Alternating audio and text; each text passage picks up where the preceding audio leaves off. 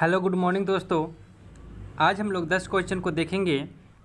इससे पहले हम लोग 2 वीडियो को कंप्लीट किए थे। आज ये हमारा तीसरा वीडियो है।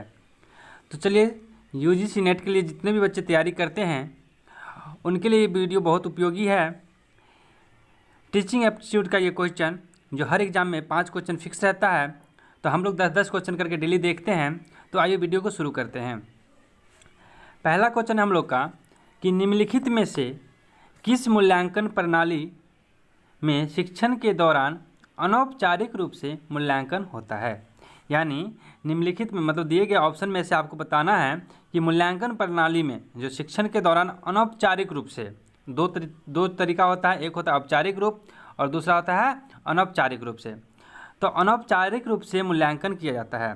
तो देखिए, तो पहला ऑप्शन है हमारा कि विकल्प आधारित प्रणाली में मूल्यांकन।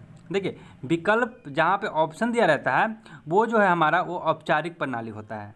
ठीक है, तो ये अनौपचारिक नहीं हुआ। दूसरा है कंप्यूटर आधारित परीक्षण के माध्यम से मूल्यांकन। यानी जितना भी सीबीटी जो एग्ज़ाम होता है, कंप्यूटर बेस्ड टेस्ट होता है, वो सब कंप्यूटर आधारित होता है। ठीक है, तो ये भी औपचारिक के अंदर ही आता है। उसके बाद संकलनात्मक मूल्यांकन। संकलनात्मक मूल्यांकन में होता है कि जैसे आपका जो है आपने क्या सीखा नहीं सीखा उसके बारे में आपकी योग्यता को मूल्यांकन किया जाता है। ठीक है, तो ये भी औपचारिक के अंदर ही आता है। और लास्ट हमारा चौथा निर्माणात्मक मूल्यांकन। देखिए, तो ये निर्माणात्मक मूल्यांकन जो है ये अनौपचारिक हो सकता है। क्यों? क्योंकि क्लास में क्या होता है ना, जब बच्चे को पढ़ाया जाता है तो पढ़ाने के क्रम में कई बार ऐसे ही टेस्ट ले लिया जाता है ताकि आपने क्या सीखा क्या नहीं सीखा उसका है हमें पता चल जाता है। तो ये इसके लिए कोई औपचारिक रूप से आपका जो है एग्ज़ाम नहीं लिया जाता है। ठीक है, तो अनौपचारिक रूप से जो है मूल्यांकन होता है वो किस में होता है? निर्माणात्मक मूल्यांकन के अंदर आता है। तो ऑप्शन नंबर डी सही हो जाएगा। चलिए सेकेंड क्वेश्चन देखते हैं।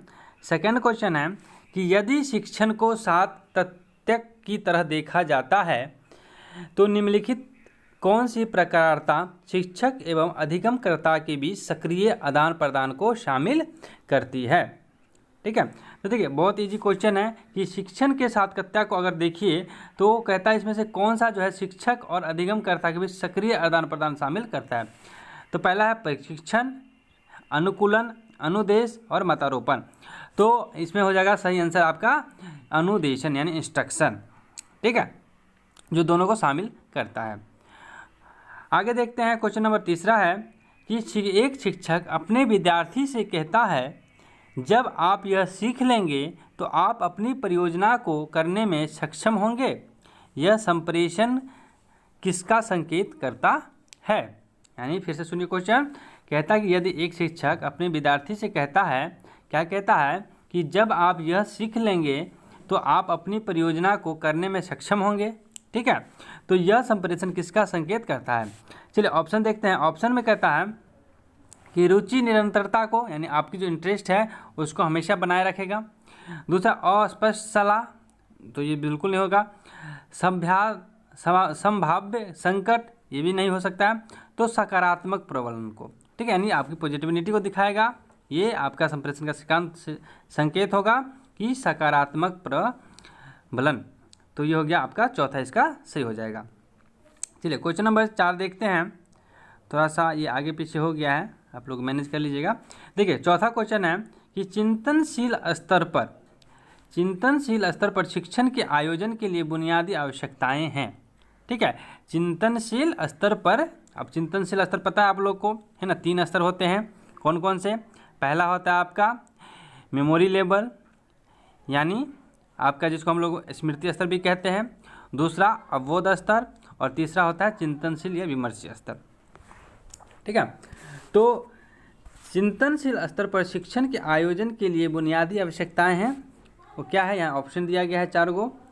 तो पहला है शिक्षक द्वारा तथ्यों और सूचनाओं को व्यवस्थित और अनुक्रमिक प्रस्तुतिकरण।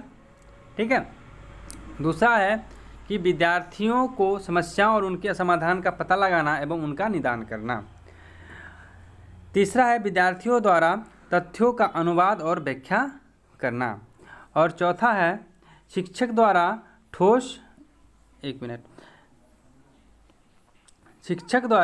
ठोस तथ्यों कार्यक्रम का प्रस्तुति करना। ठीक है, तो यानी इस चिंतन क्षेत्र में क्या होगा कि विद्यार्थियों की समस्या और उनके समाधान का पता लगाना और उनका निदान करना होता है, यानी ऑप्शन नंबर बी सही हो जाएगा। अगर आप चिंतन क्षेत्र स्तर पढ़े हैं तो उनमें देख लीजिएगा, ये आपको मिल जाएगा। क्वेश्चन नंबर 5 है, पांचवा क्वेश्चन कहता है कि एक शिक्षण को प्रभावी बनाने के लिए निम्नलिखित में से कौन सा मुख्य शिक्षण व्यवहार है। यानी एक शिक्षण को प्रभावी बनाने के लिए निम्नलिखित में से कौन सा मुख्य शिक्षण व्यवहार है। तो पहला ऑप्शन है हमारा कि शिक्षक द्वारा आगामी शिक्षण प्रक्रिया के आयोजन के लिए कई टिप्पणियाँ, यानी कई बार होता है ना शिक्षक जब क्लास छोड़ के जाते हैं या आगे क्या पढ़ाना है तो कुछ कुछ चीज़ों को बता देते हैं, तो क्या ये है। दूसरा कहता है शिक्षक द्वारा सामग्रियों या प्रक्रियात्मक प्रश्नों का उपयोग, बिल्कुल नहीं। अधिगम प्रक्रिया में विद्यार्थियों की सहभागिता, तो ये सही हो सकता है। यानी एक शिक्षण प्रभावी बनाने के लिए क्या करना होगा कि अधिगम प्रक्रिया में विद्यार्थियों की सहभागिता सबसे पहले सुनिश्चित करना होगा, तभी आप जो है शिक्षण का जो है प्रभावी बना सकते हैं। यानी ऑप्शन नंबर 3 सही हो जाएगा। चौथा ऑप्शन इसे देख लेते हैं, कहता है विद्यार्थियों के विचार और योगदान का उपयोग करना, ये उतनी एक प्रभावी नहीं है जितनी प्रभावी 3 है। ठीक है कि जब विद्यार्थी अधिगम में विद्यार्थी पार्टिसिपेट करेंगे तो पढ़ाई इफेक्टिव होगा। अगला है 6ठा नंबर, कहता है कि अध्यापक शिक्षा पाठ्यक्रम में योग को शामिल करने का निम्नलिखित में से कौन सा आधार है। यानी एक तरह से ये कह लें कि योग को जो शिक्षा में शामिल किया गया है वो कौन से नीति के थ्रू किया गया है ना, ये क्वेश्चन है। तो ये जो नीति है कहता है कि राष्ट्रीय शिक्षा नीति 1965 या राष्ट्रीय शिक्षा नीति 1986 या भारत में अध्यापक शिक्षण भविष्य दृष्टि गुणवत्ता विनायक परीक्षा 2012 या राष्ट्रीय शिक्षा नीति 2019 के प्रारूप। तो ये जो है हमारा चौथा सही है, राष्ट्रीय शिक्षा नीति 2019 के प्रारूप में योग को शामिल किया गया है, ये हाल ही की बात है। 7वां है